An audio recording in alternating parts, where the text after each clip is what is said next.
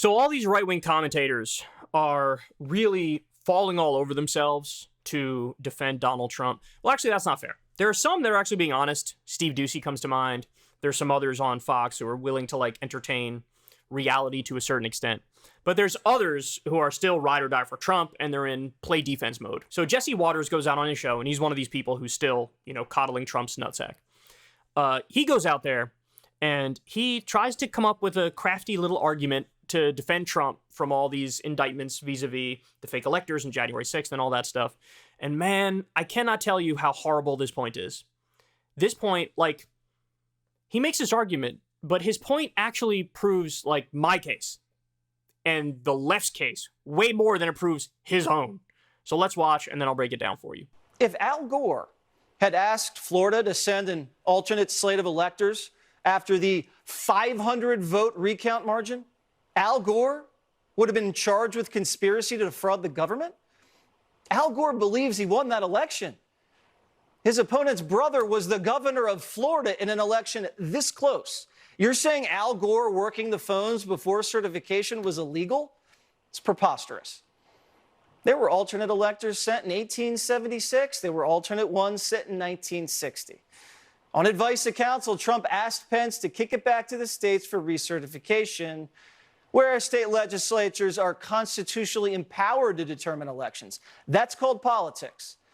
But apparently Trump's politics are such a threat to Washington that his political speeches could be grounds to throw him in prison before trial if this gag order is allowed. So first of all, his politics are not a threat to Washington. His politics are beloved by the swamp.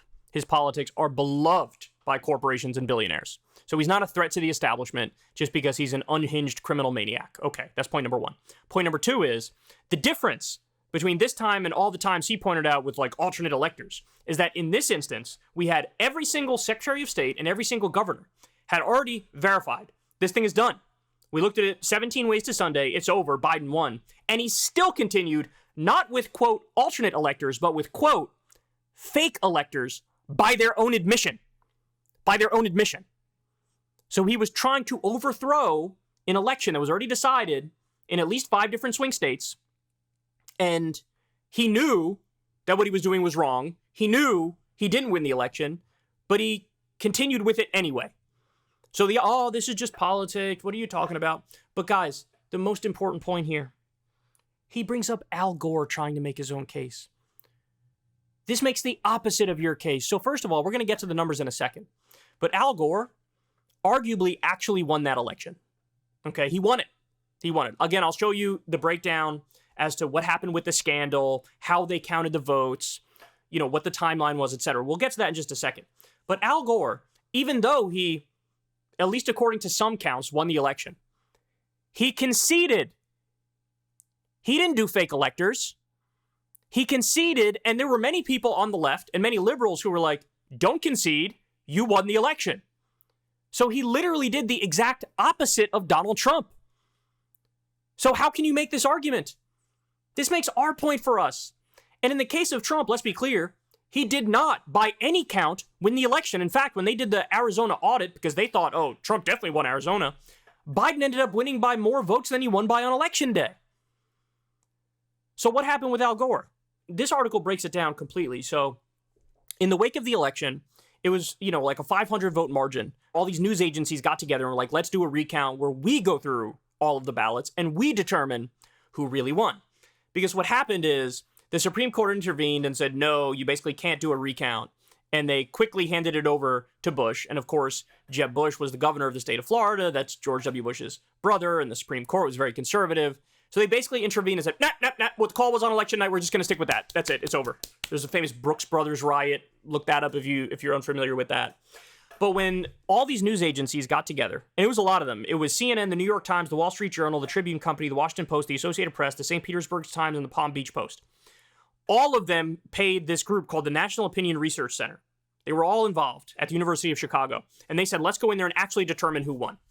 So here's what happened. If you count the votes in the way that I think is the most accurate way to count the votes, in the way that's closest to the reality of the situation, they call it the quote-unquote lenient standard. I don't think it's lenient. I just think it's accurate.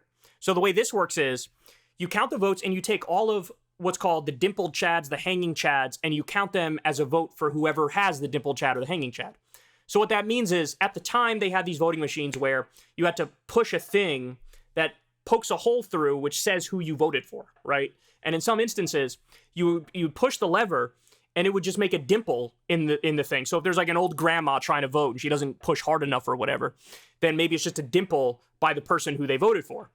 But there was debate after the fact. Again, I don't even really think it's that debatable, but there was debate after the fact of like, hey, should we count that or not? The thing didn't actually come out. How do we really know they voted for the person that clearly they voted for? That was the debate at the time. But if you use the lenient standard, which is count the dimpled chads and count the hanging chads, so in other words, the little chad didn't actually fall out. It's just either hanging or it's dimpled. If you do that, they call it the lenient standard. Al Gore won by 332 votes, if that's the way you count it. So to me, I read that, I'm like, Al Gore won. I mean, that's the reality of the situation. More people voted for Al Gore or wanted to vote for Al Gore, had the intention to vote for Al Gore, and tried to vote for Al Gore than voted for George W. Bush.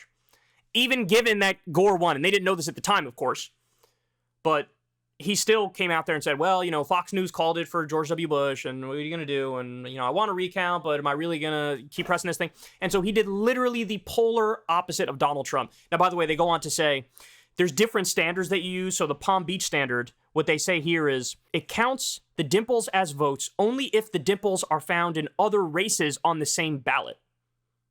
So in other words, that means if there's just a dimple for Al Gore, but there's no dimple for anybody else, then they say, that's not an Al Gore vote. But if there's a dimple for Gore and a dimple by like other Democrats, it was clear the person was trying to vote and they just weren't strong enough to like punch all the way through. And so they count that, but they don't count it as a vote for Gore if there's just a dimple by Gore. It has to be like Gore and other people on the ballot. You understand? So that was the Palm Beach standard. Even by that standard, Gore won by 242 votes.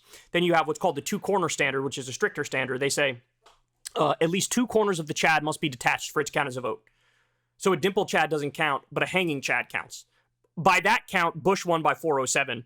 And the strictest standard, which requires a completely clean punch through, so the dimple chads and the hanging chads don't count. Under that standard, Bush won by 152 votes. Me, I look at this, I don't even think it's really an open question. I think the lenient standard is by far the best standard, because any other standard, I think, effectively disenfranchises voters.